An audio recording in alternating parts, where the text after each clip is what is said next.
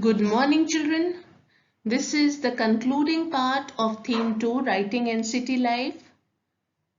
In this part 4, we will be learning about the city of Mari, Gilgamesh epic, and the legacy of Mesopotamia to the world. My dear children, in the last part, that is part 3, we read something about the beginning of urbanization. We read about settlements which began to develop from 5000 BCE in southern Mesopotamia. Some of the earliest cities we read about which emerged from these settlements. Now let us begin our fourth part with the city of Mari. A trading town in a pastoral zone. Life in the city of Mari. After 2000 BCE, the royal city of Mari flourished. Mari was located on the upstream of Euphrates. Agriculture and animal rearing were carried out in this region. Most of the region was used for pasturing sheep and for goats. Herders exchanged animals, cheese, leather, and meat in return for metal tools, etc. with the farmers. Nomadic groups of the western desert filtered into the prosperous agricultural land. Such groups would come as herders, harvest laborers, or hired soldiers and settle down. These included the four A's, the Akkadians, Amorites, Assyrians, and the Armenians. The kings of Mari were Amorites and raised a temple at Mari for Dagan, who was called as god of steppe. Mesopotamian society and culture were open to different cultures. Thus, the vitality of the civilization was of course an intermixture culture. Mari is a good example of an urban center prospering on trade. Wood, copper, wine, tin, oil, etc. were carried in boats along the Euphrates between the south and Turkey, Syria and Lebanon. Boats carrying grinding stones, wood and wine and oil jars would stop at Mari on their way to southern cities. Officers of this town would go abroad, inspect the cargo and levy a charge of about 1/10 the value of the goods. Thus, although the kingdom of Mari was not militarily strong, but it was exceptionally prosperous. Here is the image of the city of Mari. Mari was situated on the river Euphrates in a prime location for trade. Copper, wood, oil, tin, wine and many other things were carried in boats along the river Euphrates between the south and mineral-rich countries like Syria, Turkey and Lebanon. Boats carrying wood, wine, grinding stones and oil jars stopped at Mari when they were going to southern cities. Officials of this city used to go abroad, inspected the cargo and were charging the 1/10 of the total value of the goods before giving permission to the boat to continue downstream. Most important few tablets refer to copper from Alasia, the land of Cyprus. In those days, this land was known for tin and copper. Trade of bronze was of great importance because bronze was used for making tools and weapons. All this we have done in our previous slides also. So in this particular slide, keeping the city of Mari in view, in mind, let me discuss a particular question, that is, describe briefly the palace of King Zimrilim at Mari.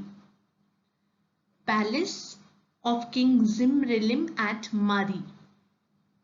The palace of King Zimrilim at Mari was a large structure. It covered an area of 2.4 hectares and had 260 rooms. It was the residence of the royal family and was the hub of administration and a place of production, especially of precious metal ornaments. It was quite famous everywhere, and even a minor king came from North area just to see this palace. A number of food items were presented for the king's table each day.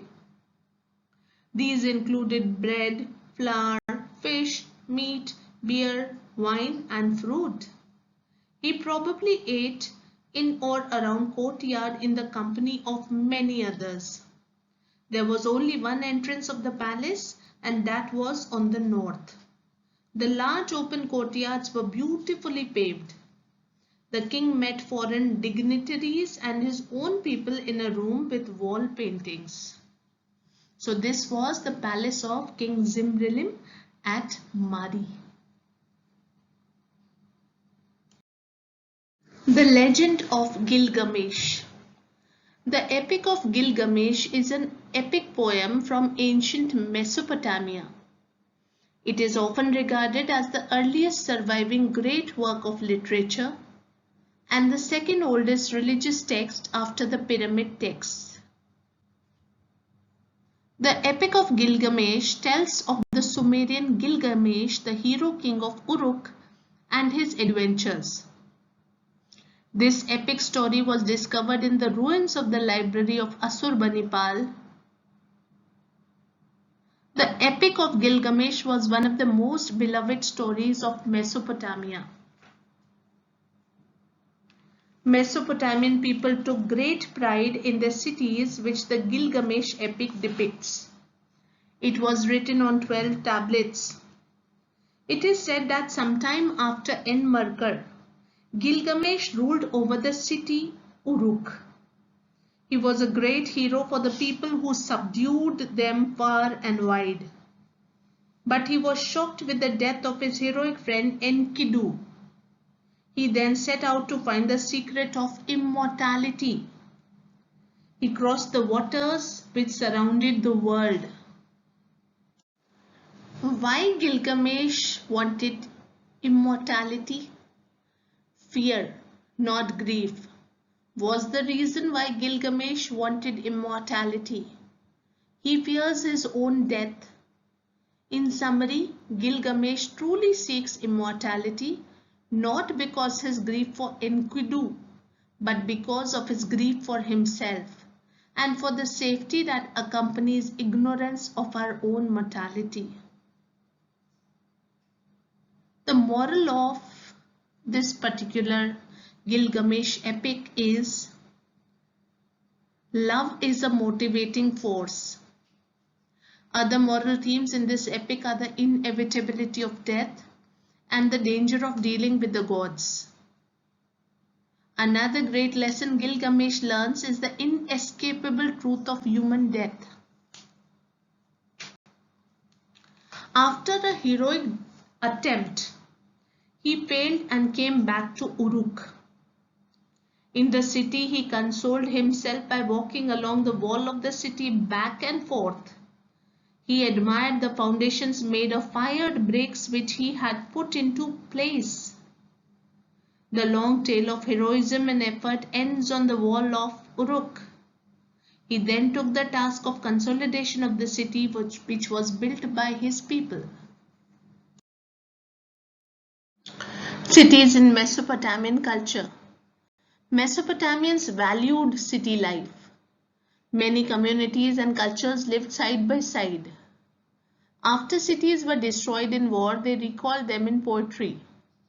The Epic of Gilgamesh reminds us the pride of the Mesopotamians who took in their cities. Gilgamesh was the ruler of Uruk and a great hero who subdued people far and wide.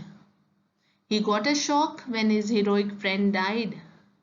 He then set out to find the secret of immortality. After a heroic attempt, Gilgamesh failed and returned to Uruk. There he consoled himself walking along the city wall back and forth. I have done in the previous slide, I have discussed more about this in the previous one. The legacy of Mesopotamia to the world. Firstly, the legacy of writing. A writing system called cuneiform developed in Mesopotamia with wedge-shaped marks on clay tablets using a small stick as a stylus. The Code of Hammurabi, introduced from Mesopotamia civilization, which contains the knowledge of laws and punishments to maintain order in society, are also there. The scholarly tradition of time reckoning and mathematics is the greatest legacy of Mesopotamia to the world. Some tablets have been found which are dated around 1800 BCE. These tablets are the tables of multiplication and division, tables of square and square roots, and tables of compound interest. Mesopotamians had divided the year into 12 months and according to the revolutions of the moon around the earth. Then they divided a month into 4 weeks, a day into 24 hours, and an hour into 60 minutes. This is one of their greatest contributions to the world. Mesopotamian people also noted the occurrence of solar eclipses and lunar eclipses. They also observed position of stars and constellations in the night sky and kept their records. Other than this, urbanization, the wheel, writing, astronomy, mathematics, wind power, irrigation, agricultural developments, animal husbandry, and the narratives were also important and are greatest contribution of Mesopotamia to the world, to the society. Some references from passages.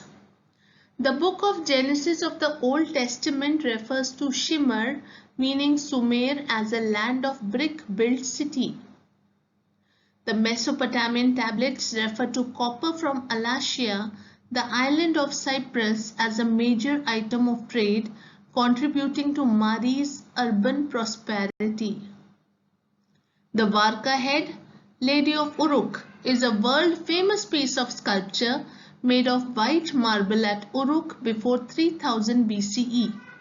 It is the earliest representation of the women's mouth, chin, and cheeks. The palace at Mari of King Zimrilim was the residence of the royal family, the hub of administration and a place of production. The palace had only one entrance, open courtyards beautifully paved, and 260 rooms. The great Assyrian king Assur-bani-pal collected a library at his capital Nineveh, possessing tablets on history, epics, Oman literature, astrology, hymns, and poems. Nabonidus was the last Babylonian king who was the world's first archaeologist. He repaired a statue of Sargon, king of Akkad. Connection between city life, trade, and writing is brought out in a Sumerian epic poem about Enmerkar, who was the first king of Uruk. Thank you, dear children.